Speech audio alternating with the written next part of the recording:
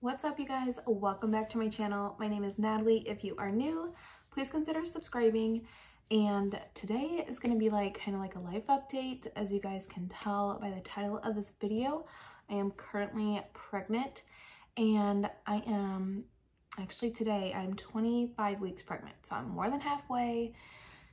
This pregnancy is flying by. It's my second pregnancy. We have a 3-year-old son, and then this baby is also a boy. So we'll have 2 boys due August 20th. So they'll be like 3.5 years apart.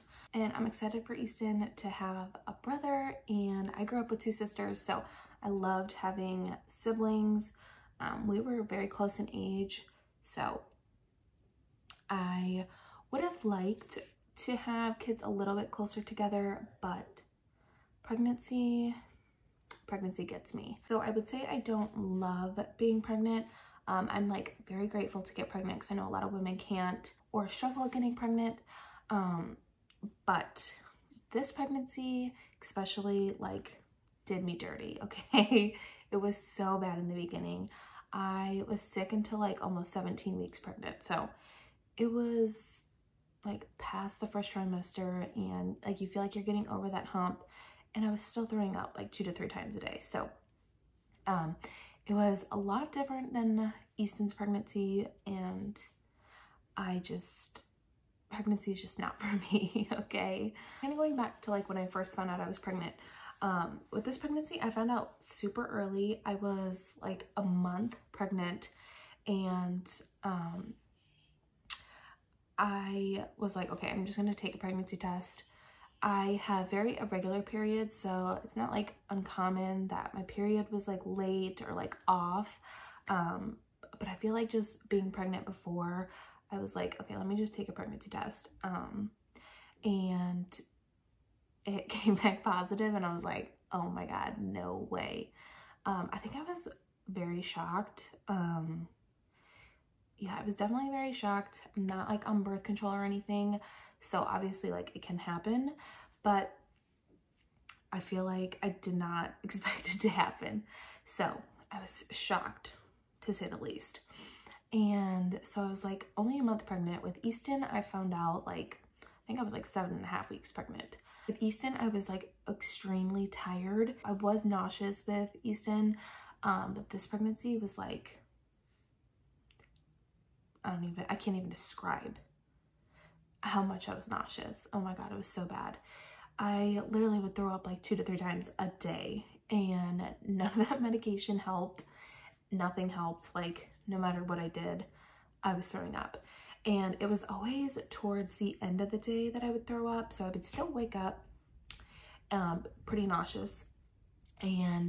But around 3 o'clock is when I would start either throwing up or noticing okay, yeah, it's coming in the next couple hours. Anywhere from 3 to 11 is when I would throw up, and it would just literally multiple times a day. I also was tired, but not as tired as I was with Easton. And I literally could not get out of bed.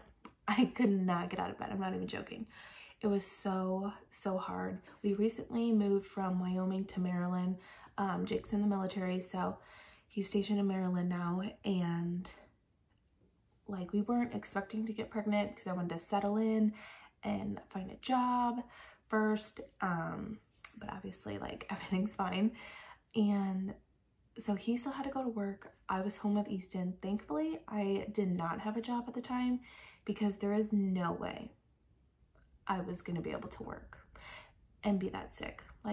I feel so bad if people have to go to work and be that sick, because I'm not even joking, I probably would have had to take time off, because it was horrible. Poor Easton was just running around the house while I'm laying in bed or laying on the bathroom floor because I couldn't get up.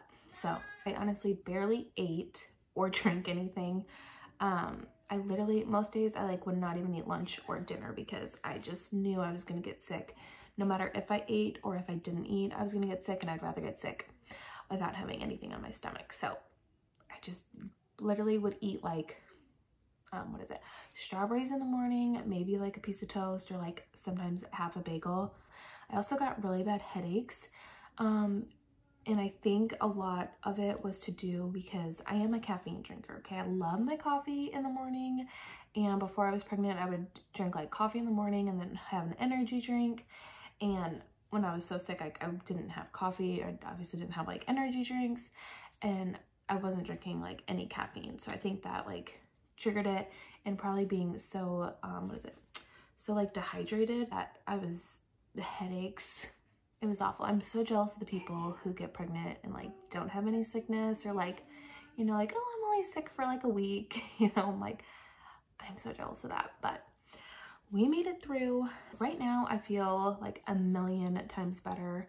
I will take being tired, like heartburn, what is that, like acid reflux. I will take that. Those are like the symptoms that I have right now, but I will take that over being how I was a couple weeks ago. So just hanging in there right now. I was around like 15 weeks when I had an ultrasound, 14 or 15 weeks.